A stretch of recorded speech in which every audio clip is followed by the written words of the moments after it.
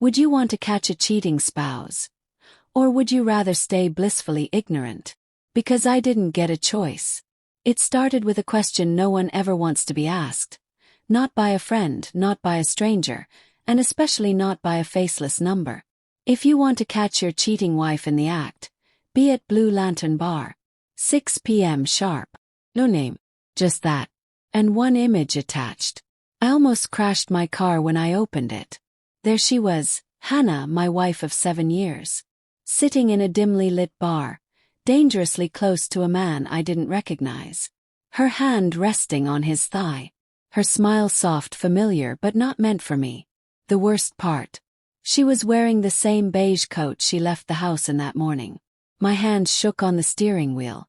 Not because I was surprised, but because I wasn't. I felt this. In the cold kisses. The missed calls. The emergency meetings that started after 9 p.m. Now it wasn't paranoia. It was proof. And I wasn't heartbroken. I was wide awake. I didn't scream. Didn't call her. Didn't cry. I just turned the wheel and headed to the Blue Lantern. Not for answers. For evidence. I arrived at 5:50. The Blue Lantern wasn't glamorous. Sticky floors. Flickering neon. Smelled like old bourbon and broken promises. Perfect place for a secret to hide in plain sight. I took a seat in the back booth. Shadowed, half-lit. My Coke came quick. I tipped well. The bartender didn't ask questions. I wanted to be invisible. At 6:03 the front door opened and she walked in. Hannah. Red blouse, dark jeans, confident posture. Like she owned the place. And behind her, that same man. Mid-30s, slick jacket, smug face. Not just a coworker. They didn't hesitate. Sat 2 booths in front of me right against the wall. He whispered something. She giggled. Then he tucked her hair behind her ear like he'd done it 100 times. She leaned in and kissed him. Right there. In public. Like I didn't exist. Like our marriage, our vows meant nothing. I didn't move. Didn't blink.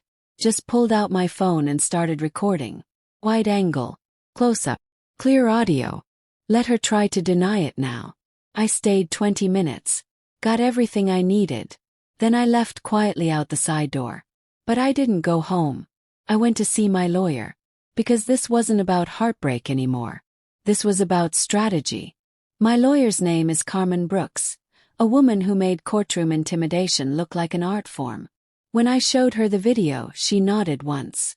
This is more than enough to start. But if she's cheating like this now /. It didn't start yesterday. She was right. That night I dug through everything. Emails, cloud backups, calendar logs, travel history, devices she'd synced with mine. She thought I was clueless. By 2 a.m. I'd confirmed 3 things. 1. The man's name was Simon Carter. 2. He wasn't just her affair. He was my company's financial advisor. 3. She'd used my credentials to access confidential files.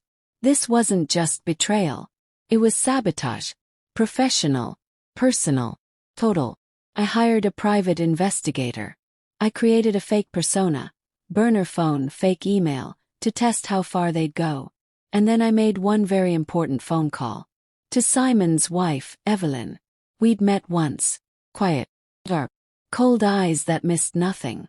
When I told her what I had, she said 3 words. Send it all. 10 minutes later, she replied. Let's destroy them. Monday. 8:15 a.m. Simon walks into the office. Late, looking rattled. My boss announces an internal audit based on a whistleblower tip. Simon twitches. I sip my coffee. He doesn't know it yet, but he's already fallen. By noon, Hannah texts me. Dinner tonight. We've both been so busy. I almost laughed. At 3:27 p.m., Evelyn sends me a video. Simon and Hannah. Back at the Blue Lantern. Same table. Same routine. Only this time, the microphone catches her voice. He's so pathetic. Still thinks we're in love. I'm staying with him until I get the house in the divorce. I forwarded it to Carmen. Her reply. It's over. Time to move. That night we had dinner. Hannah smiled at me, touched my hand, pretended nothing had changed, waited.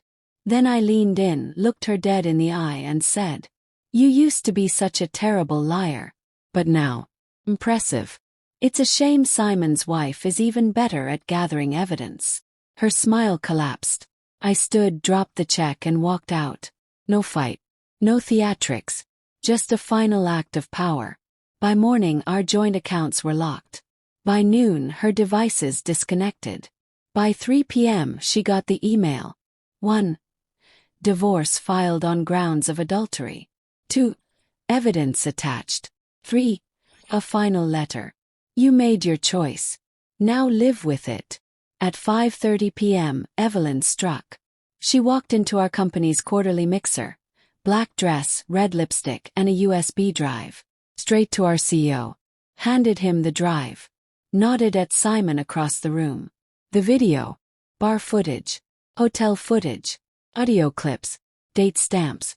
Emails. Everything. By 6 o'clock, Simon was escorted out by security.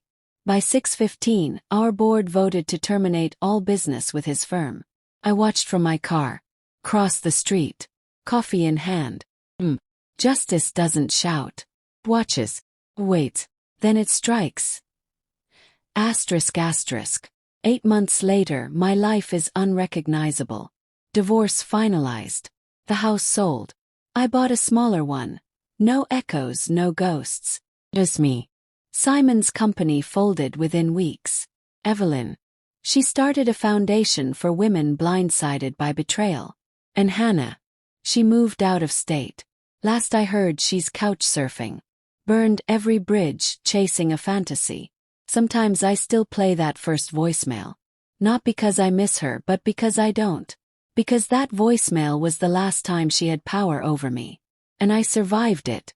Like this video if you believe karma always collects its debt.